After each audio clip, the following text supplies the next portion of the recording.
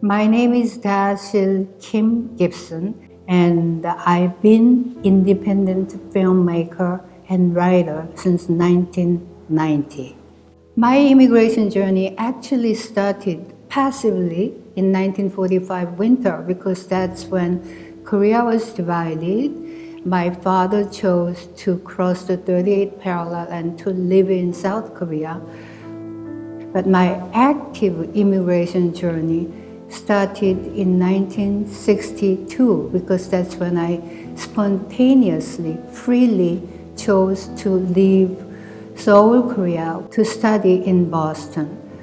In 1970, after I had my Ph.D., I went back home with the hope of staying there. And when I went back, South Korea was under military regime. I saw no freedom of expression because after all, I was a trained scholar who wanted to teach freely what's on my head, in my mind, in my heart. But there was no way I could do that. So very, very sadly, I decided to cross the Pacific back to America. My journey was both painful and exciting. Exciting and joyful because in the end, I am free. And the best expression of my freedom is that I could make a film like People Are the Sky.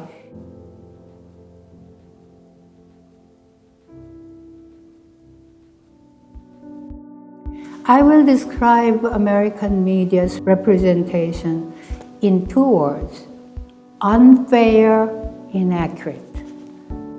I'm not here to defend the North Korean regime and tell everybody that North Korea is great. I'm a trained scholar, documentary filmmaker. My aim is always to be accurate, to be factual, and to be objective as much as I can. But even then, I think American portrayal of North Koreans is inaccurate and unfair. They exaggerate, and in the hope of making three leaders, Kim Il-sung, Kim Jong-il, and Kim Jong-un, three devilish monsters, North Koreans were portrayed so badly, so poorly, as mere puppets who would obey, to cry, to smile, and to do anything which their three monster leaders tell them to do. I wanted to go see whether they were like that, and I found that ordinary people.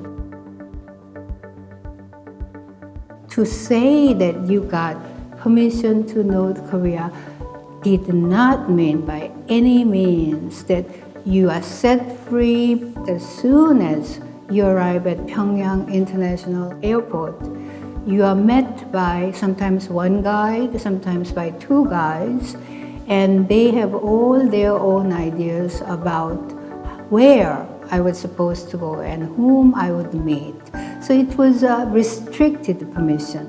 I speak fluent Korean and I speak English, and so I could use both languages just interchangeably, very freely. The minute I was on the street or open space or any place like that, my heart and mind would be looking around to grab anything or anybody. What could they do? To them, I was sort of this odd, old Korean-American woman who could speak the language after all these years, living in America almost half a century, laughing and joking. So my joking, my sense of humor led me far. And guide did their job, and I did my job, and we got along just fine. Home is traditionally defined as a place of birth. But the real definition of home for me started to come when I married this American Iowa farm boy. Don Gibson, my late husband, became my home. So that's why when Don died, I felt totally homeless in America. So with that, I decided, well, once again, I will explore if my goyang, the place of birth, which I had left almost 70 years ago, could once again be my home. I tried to look for my home in North Korea, but I was only confirmed that home was not a place. People carry their home in their hearts.